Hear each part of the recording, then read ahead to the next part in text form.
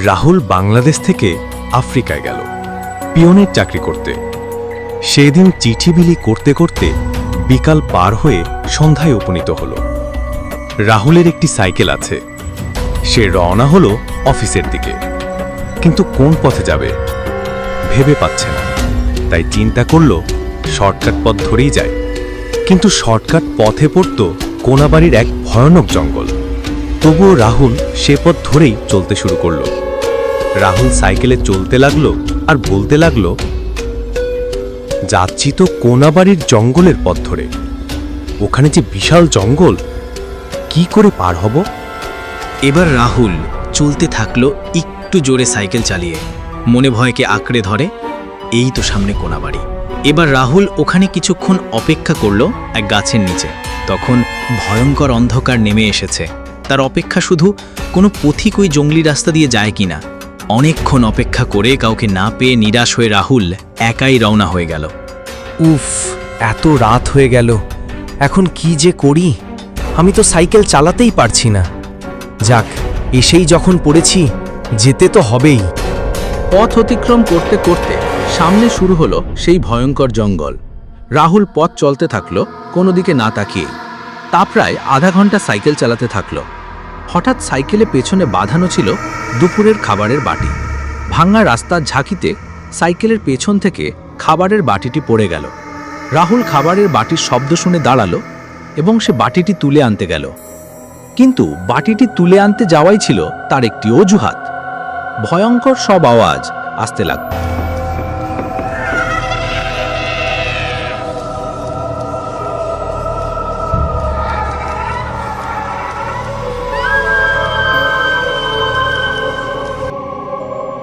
কে ওখানে?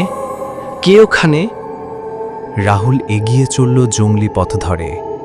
হঠাৎ সামনে ঘটল এক অদ্ভুত কাণ্ড।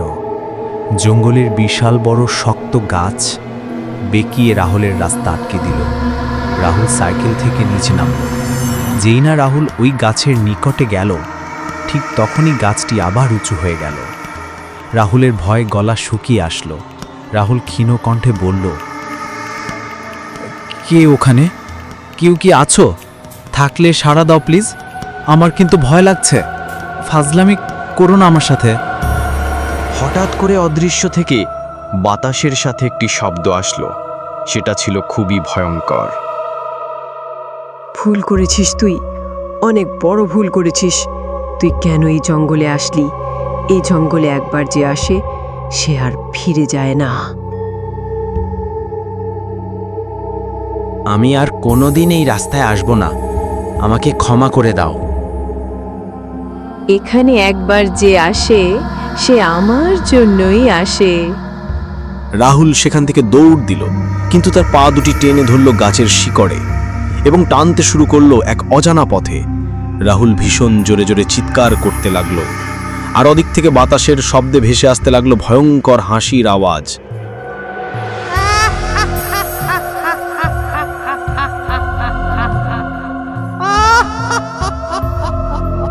রাহুলকে টেনে নিয়ে ফেললো এক অচেনা জায়গায়, যেখানে কোনো মানুষের চিহ্ন মাত্র নেই।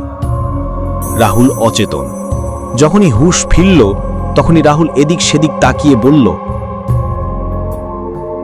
আমি কোথায়? আমি কোথায়? আমি এখানে কেন? এটা কোন জায়গা? রাহুল নিজে নিজেকে প্রশ্ন করে যাচ্ছিল। হঠাৎ সে দেখতে পেল কেউ একজন তার সামনে দাঁড়িয়ে, যার মুখটি ছিল ঝলসানো, মুখের ওপর বিভিন্ন ক্ষতের চিহ্ন। রাহুল ভীষণ ভয় পেল এবং বলল, কে আপনি? আর এখানে দাঁড়িয়ে আছেন কেন? আমি এক অশরীরী। আমি তোকে এখানে এনেছি কেন জানিস? কারণ আমার উদ্দেশ্য হাসিল করতে। কি উদ্দেশ্য আপনার? তুই আমাকে মুক্তি দিবি। যদি মুক্তি না দিতে পারিস তাহলে আমি তোকে হত্যা করব। আমি তোমাকে কিভাবে মুক্তি দেব? কোনাবাড়ির মন্দিরের নিচে আমার ছোটবেলার নাড়ি পোতা আছে। মা কালীর পায়ের নিচে সে নাড়িটি এখনো তাজা। ওটাকে বের করবি এবং জ্বালিয়ে দিবি, তবে আমার আত্মা মুক্তি পাবে। আচ্ছা ঠিক আছে, আমাকে ছেড়ে দাও। যা, আমি তোকে ছেড়ে দিচ্ছি, যতই কষ্ট হোক আমাকে তুই মুক্তি দিবি। যা, চলে যা।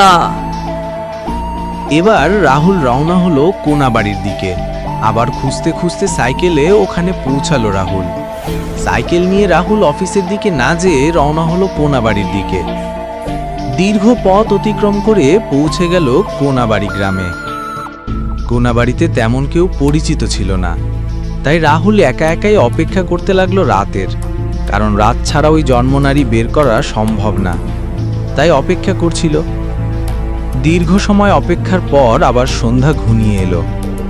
রাহুল রাতের গভীরে সুযোগ তালাশ করছিল, কিভাবে ওই জন্মনারী বের করা যায়। এবার রাহুল রাতের আধারে শীত কাটা শুরু করলো মাটির নিচে থেকে। অনেক কষ্ট করে শীত কেটে পৌঁছালো সেই নারীর কাছে। এবার রাতের আধারে ভয় নিয়ে জন্মনারী বের করে সেটাকে পুড়িয়ে দিল। যখনই পুড়াচ্ছিল তখনই ওই আত্মার প্রতিচ্ছবি ভেসে উঠল এবং হাসতে হাসতে আত্মার প্রতিচ্ছবি ধোঁয়ার সাথে উড়ে গেল। বন্ধুরা, আমার গল্পটি যদি ভালো লাগে তাহলে আমার চ্যানেলটিকে লাইক, কমেন্ট এবং সাবস্ক্রাইব করে চ্যানেলটিকে এগিয়ে নিতে সহায়তা করবেন। ধন্যবাদ।